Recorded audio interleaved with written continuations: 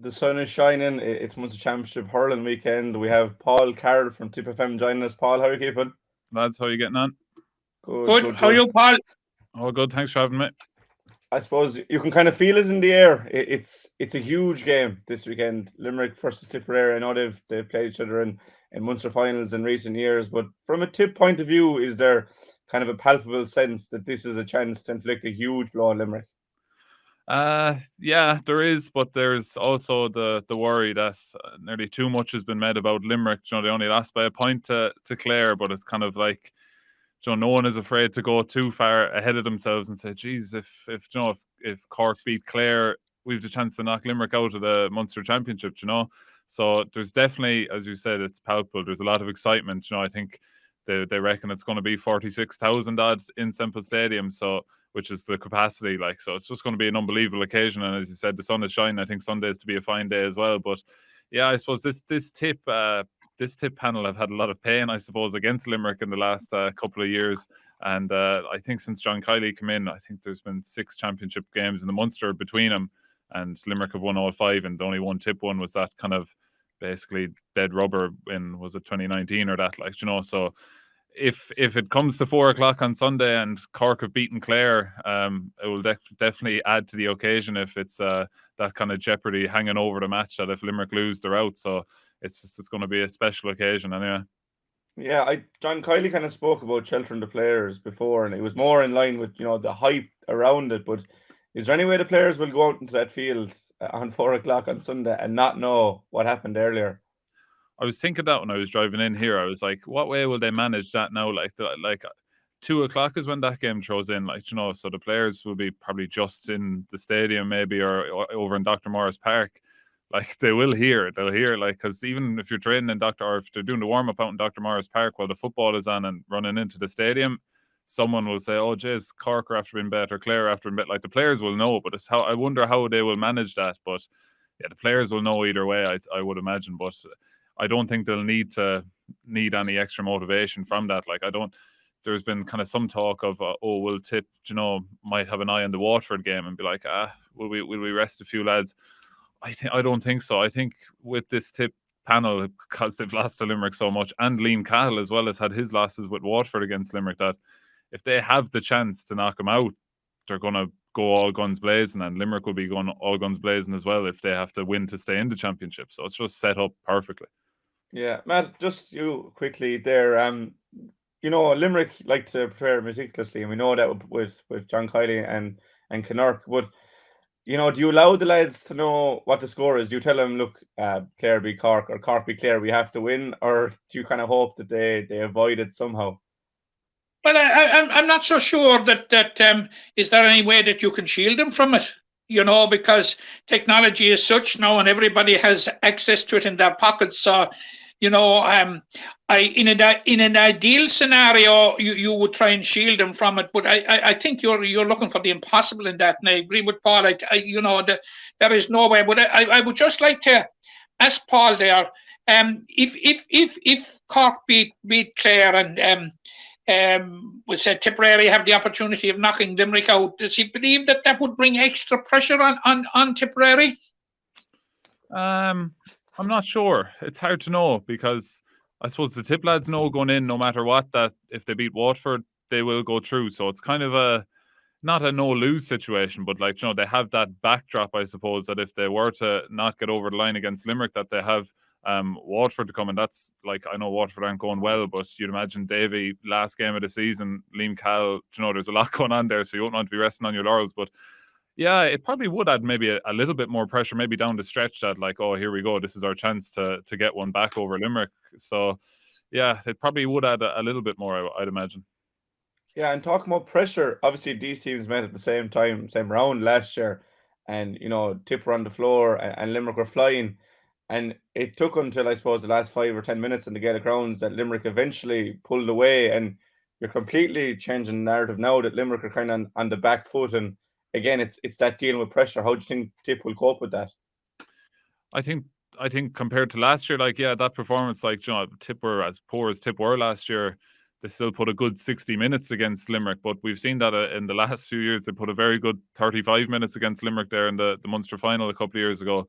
and we saw what happened in the second half. So I don't know, and I think we're Tip ahead in the league semi-final there now. I know that was only the league at half-time as well, so I think Tip could be 20 points up at half-time, and they'd be thinking, right, we need to get it to 40 points because the Limerick will come back. But yeah, like I think, Tip won't, if they're ahead, like, they know that Limerick can come back and they'll be expecting something from Limerick. But Tip are in a much better place, I think, than they were last year, just in terms of the panel.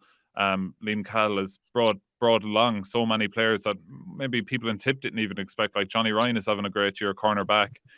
I don't think if you asked any of the kind of pundits around Tipperary at the start of the year who they think would start cornerback in the championship, it probably wouldn't have been Johnny Ryan. But after the league, you would have said, oh, it's definitely going to be Johnny Ryan. So Tip are in a much better place, and they're a much fitter team than they were last year. Like, I think if it was last year down in Páirc Uí Chaoimh, up by 5 points, 10 minutes to go, Cork rattle off 1-2 in about 90 seconds, and suddenly it's a draw game.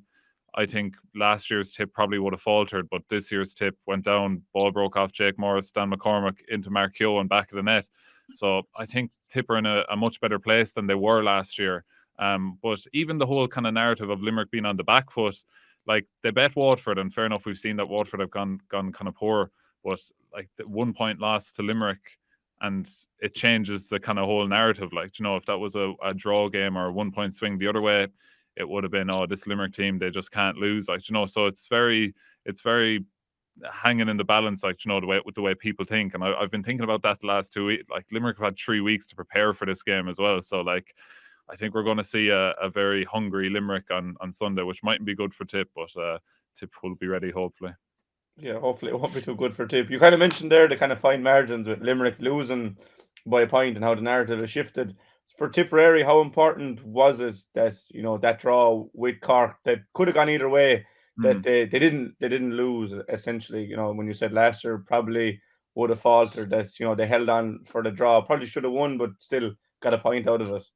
Oh, it's massive, because even if Tip won that game, it'd still probably be looking at the same scenario. We need to win one of our last 2 games to be sure. Like, so to come out with something was unbelievable. I remember 10 minutes to go, if you asked any Tip lad, would you take a draw? They'd be like, oh, not a chance. Like, we're 5 points up here, we're flying it. But with 5 minutes to go, when Cork got that 1-2, and like, I've never heard a place as loud as Páirc Uí Chaoimh was that day, and the Rebels chants and the Blackrock ended flares, the whole lot. It was like, geez, I blow it up now, ref, and give us the draw kind of thing. Like, so that was a massive point for Tipperary, and it kind of continues the bit of momentum built up from the game in Cusack Park. And if you offered Liam Cahill at the start of the year 3 points from your 2 away games to start the campaign, I'd say he would have taken that.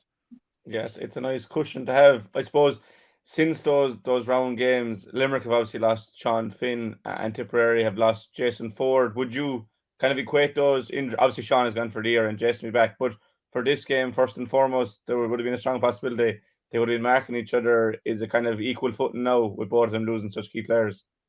Like, they're kind of players where, as good as both panels are, you can't replace the Sean Finn. There's not another Sean Finn in the country, never mind in Limerick. So there's going to be a drop off there. And similarly enough for us with Jason Ford, while we do have very good forwards, and Mark Keogh come on for Jason Ford last day and scored 1-4, there's more to Jason Ford, like, his free take and his set pieces, and even from play this year. I've noticed this year he's been out in front of his man, 1 touch in the hand. I don't think I've seen him take a second touch all year nearly. He's been on such good form.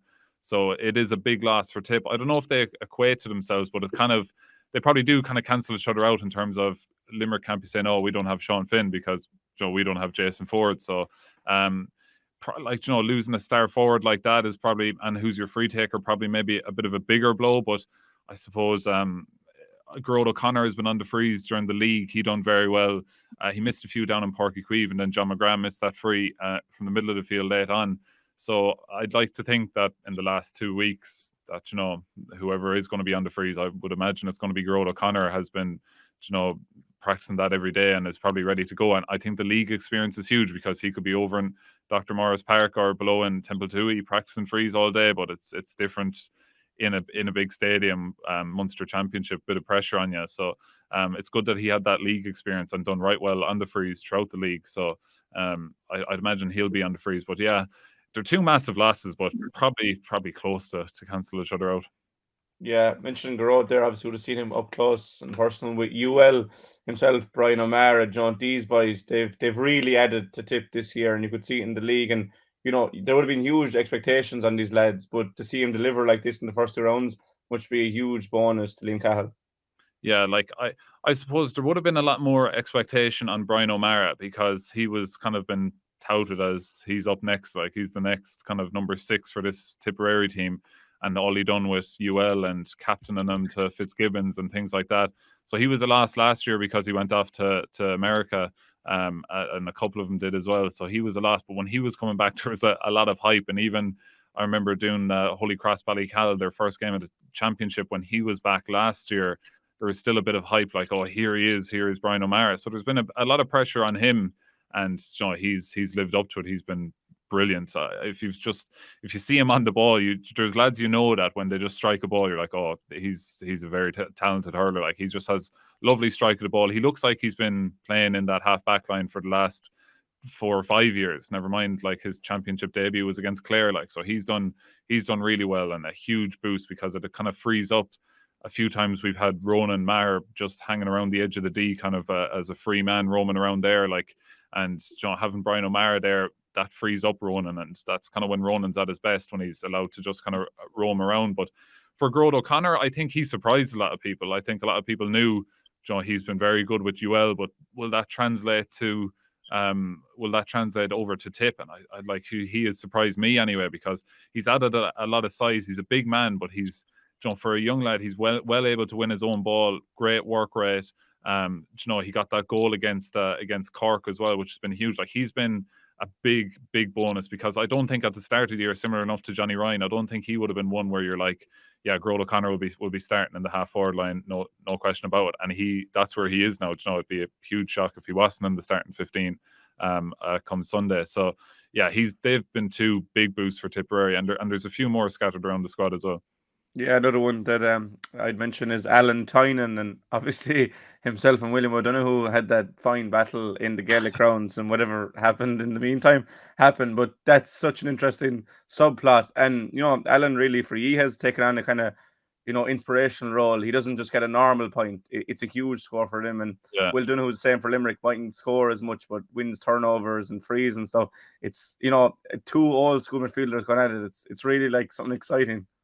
Yeah, like, there's 2 absolute battle axes in the middle of the field. Like, Alan Tynan, like, he's obviously, everyone knows about him playing rugby with Munster and the Ireland under-20s, and he wasn't kind of hurling for a couple of years there.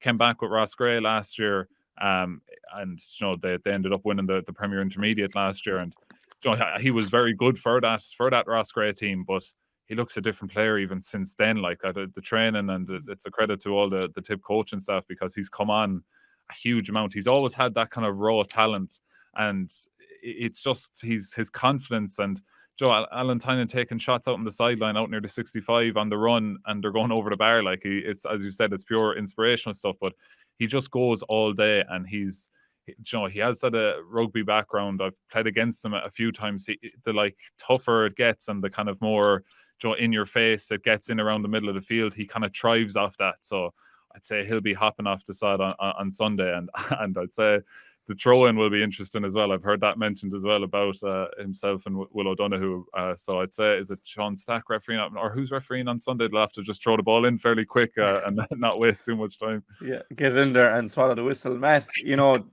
we often see forwards and backs in these dream matchups and things, but I think Will O'Donoghue and Alan Tynan be worth admission fee alone on Sunday.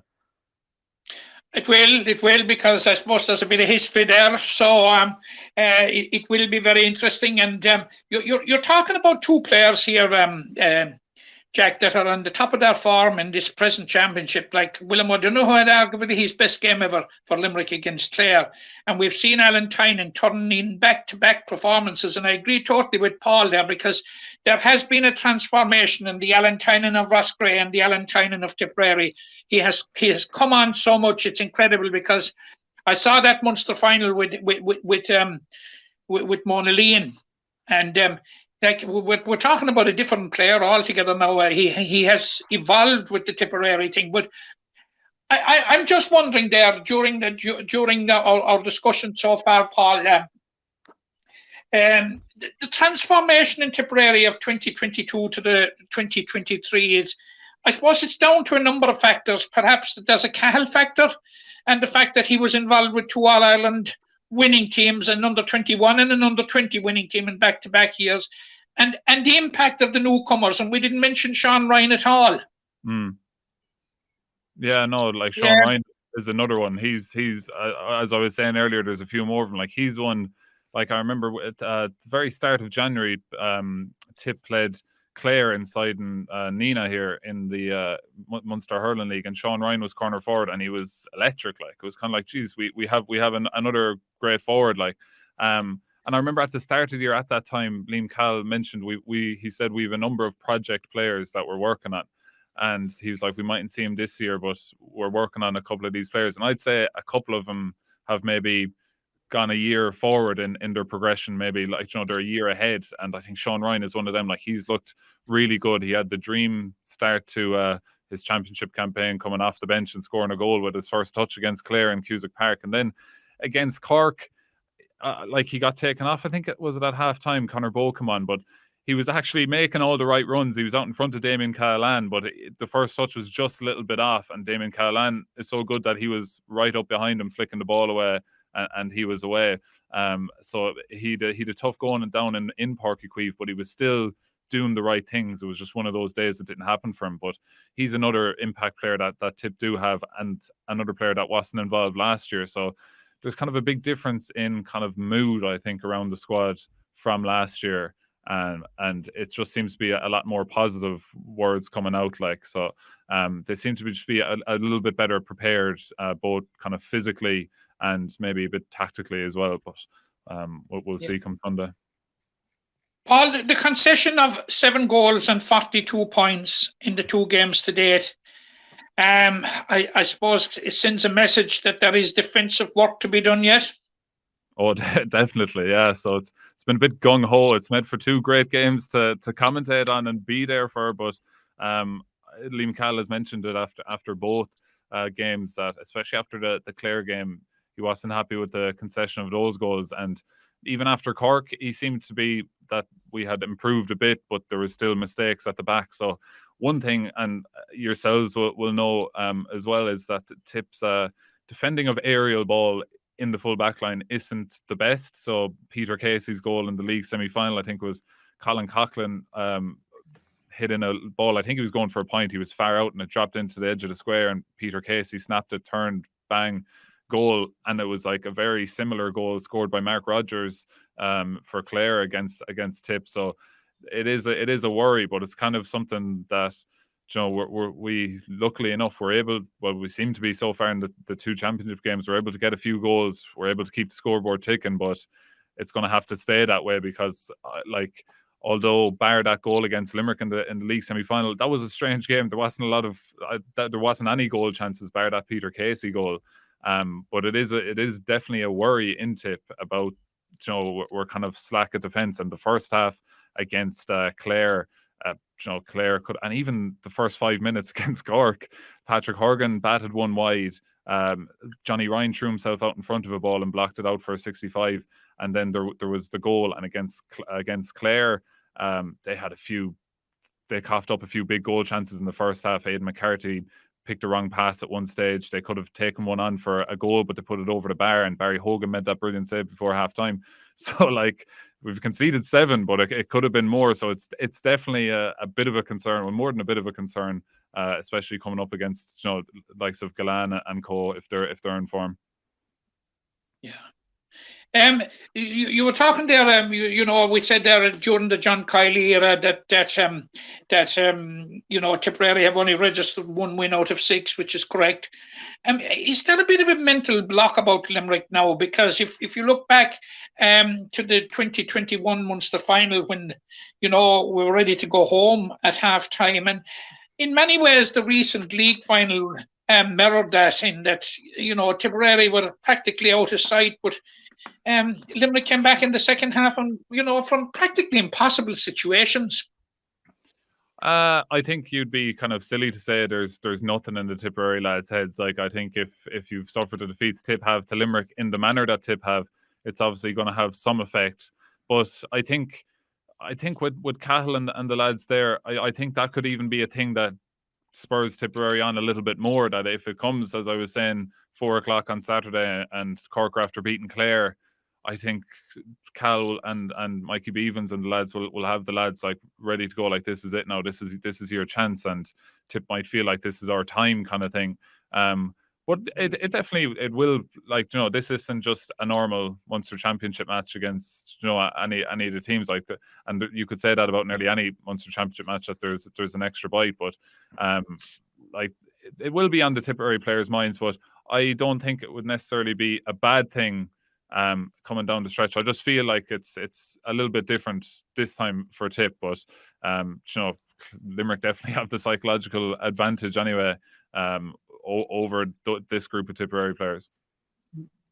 John Kiely was at pains before the championship started, and you probably heard him a couple of times, Paul, saying that, you know, he was expecting the most competitive round robin series since it was inaugurated. He's almost 100% right in it. One of it have fallen off the ledge a bit, but the other four, it's dog eat dog. Yeah, I think it turns out that John Kiely knows a lot more about the Munster Championship than most pundits. Yeah, he's called it right. Like, I think, as I was saying, I even fell into it myself. Like, as good as Limerick have been the last couple of years, you know, there was a lot of games there where a puck of a ball going a different way, and they would have been bet. Like, it wasn't a thing of Limerick went out every game on the way to an All-Ireland and won by 15 points. Like, I remember, wasn't it Nicky Quaid had that block on one of the Cork lads in the All-Ireland semi-final, I think a couple of years ago, late on, and there's things like that. So it's never as far away. The teams are never as far away as it might appear at the end of the year, when Limerick won the Lee McCarthy last 3 years in a row now. So it was always going to be a bit closer, but I think people just did expect Limerick are going to win. They're going to get 8 points in the Munster Championship, onto the Munster final and onto the All-Ireland semi-final, because that's just how it's been the last couple of years. But even last year, like Clare, extra time, things like that. But it's about sustaining it, I suppose. A lot of teams have played brilliant against Limerick, but it's getting over the line, and Clare did that eventually, but it took them a good few tries. So from a Tipperary point of view, hopefully that's what we'll be looking for. But yeah, John Kiely was right. It's a competitive championship, and like it's going to be, you know, it's hard to even predict any of the games. Like, it's hard to even, because anything could happen. I don't think anyone thought, you know, if you said Cork were going to score 4 goals against Tipperary, but Tip weren't going to lose, you were like, what's after happening in this game, kind of thing. Like, so yeah, it's brilliant though. It's just such a good, like, 5-6 weeks, because, you know, after the games there's so much to talk about, so much to look forward to. So really going to enjoy these last couple of weeks anyway. Yeah. Are you confident, Paul, that the Tip will get the job done? I don't think confident. I'd be like, I'm always optimistic, so you always be thinking that they can win, but I wouldn't be stupid to be thinking, oh, Limerick are on the floor now, they're after losing to Clare, this is it now. I fully expect Limerick to come absolutely flying out of the blocks. They've had 3 weeks now to prepare. John Kiely has proven to be a brilliant man manager and just situation manager. Like, you know, he's had plenty to deal with over his time with Limerick, so I'd imagine he'll have these lads prepared perfect coming in for Sunday. And likewise with Tipperary, like, you know, Liam Cahill, I've plenty of confidence in Liam Cahill and his ability, and we've seen it this year with the improvements Tip have made. So both teams will be prepared as best they can. Am I confident Tip will win? I'm hopeful Tip will win. I can see it in my head, a situation where Tip do win, but I can also see a situation where Limerick wins. So in terms of predictions, all I know is it's going to be a brilliant game. I hope Tip will win. You hope Limerick will win. And 5:30 on Sunday, we'll both have plenty to talk about. Yeah, that's for sure. It could even be a draw and just kind of keep it going into the final round. But it promises to be a brilliant game, as you said there. I suppose anyone that can't get to Thurles will be able to hear you commentate. Yeah, I'd say, yeah. I heard TJ Ryan on the Examiner referred to it as a biased commentary there a couple of weeks ago. But I'm on Tip FM, so I'm obviously going to be looking at things from a Tipperary point of view. But yeah, we're on. It's in the Tip. name. It says Tip in it, so you know Yeah, it. on the It's going to be microphone. biased. Yeah. So I just look, keep Paul. it on the middle, but it's always going to be. I'm going to be happier when Tip score a goal than when someone else scores a goal. Put it that way.